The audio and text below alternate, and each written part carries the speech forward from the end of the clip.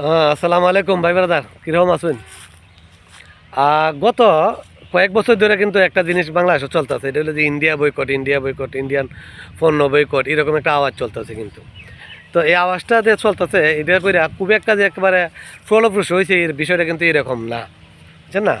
এটা একতরফাভাবে চলতেছে, কেউ করছে কেউ না, তবে খুব একটা ফলপ্রসূ হয়েছে না। এটা হয়তো 10% বা 5% এটা।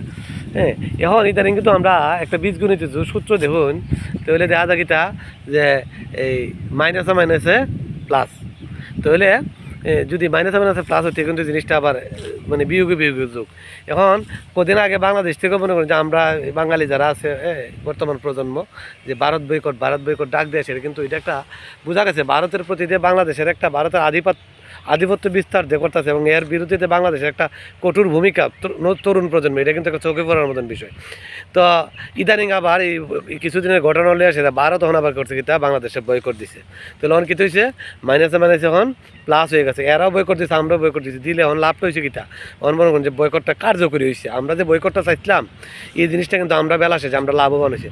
ভারত যদি আমরা সাথে সম্পর্ক না রাখে, অনেকে ভাবতেছে যে ভারত আমরা এই পাশে এত বড় একটা দেশ, এরা যদি সম্পর্ক না রাখে তাহলে আমরা হয়তো হ্যান হয়ে যাবো, তেন হয়ে যাবো। এটা এক ধরনের জুজুর ভয় দেখানো হইতেছে। আসলে ভারত যদি বাংলাদেশের কোনো ধরনের সম্পর্ক না রাখে তাহলে বাংলাদেশের বরং আরও লাভ হইব, বিভিন্ন ক্ষেত্রে লাভ হইব। দেখেন কীভাবে লাভ হইব, আমি তো তার এক পর্বে কোয়া সম্ভব না, এটা আমি কয়েকটা পর্বে ভাগ করে এটা আমি কমু।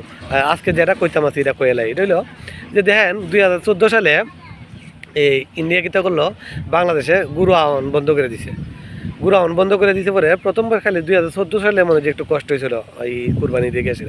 এরপরে কিন্তু বাংলাদেশ কিন্তু আস্তে আস্তে আস্তে আস্তে আস্তে আস্তে গুরুর প্রতি ঘুরে দাঁড়িয়েছে। এবং যারা বেকার যতগুলো ফুলাফানা ছিল বাংলাদেশে, যারা বেকার জনগণ ছিল বা অনেক বিদেশ ফেরত যারা ছিল, এরা কিন্তু বাংলাদেশে খুব একটা কাজ টাজ পাইছেন যে কিতা করুম কিতা না। এই যে গুরু বন্ধ করে দেওয়ার কারণে কিন্তু মনে করুন যে একটা অ্যাসেট তৈরি হয়েছে, আর একটা কাজ করার তৈরি হয়েছে, কারণ পুঁজি তো আছে বাংলাদেশের পাবলিকেরা, তো পুঁজি আছে, কিন্তু যে একটা যে ভালো একটা ব্যবসা করব এই ব্যবসার কিন্তু সুযোগ সুবিধা নাই। যার কারণে ইন্ডিয়া কী করলো, যখন এই গুরু বন্ধ করে দিছে তখন এই বাংলাদেশে কিন্তু এই জিনিসটা এই সুযোগটা কাজে লাগাই দিছে। বাংলাদেশ কী করলো, এই গুরু আপনার পালনের একেবারে খুব গভীর মনোযোগ দিছে।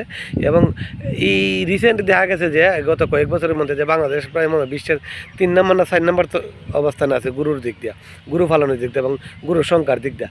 এটা কিন্তু বাংলাদেশের জন্য একটা পজিটিভ দিক। এতে করে কী হয়েছে, বাংলাদেশের যে অর্থনীতি আরও সমৃদ্ধ হয়েছে।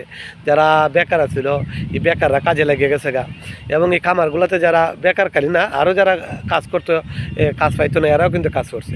তাহলে এইভাবে যদি প্রতিটা জিনিসে বয়কট দেয়, সব কিছুতে বয়কট থাকে, তাহলে বাংলাদেশ কিন্তু আরও আগায় যাবো গা, এবং অর্থনৈতিকভাবে বাংলাদেশ আরও সুসমৃদ্ধ হইব, এটা আমি বিশ্বাস করি আর কি। তো এই বিষয়গুলো নিয়ে সামনে পড়বে আরও অনেক কথা কম আপনার সাথেই থাকবেন, আশা করি ভালো থাকবেন সবাই। ধন্যবাদ, আজকে এই পর্যন্তই।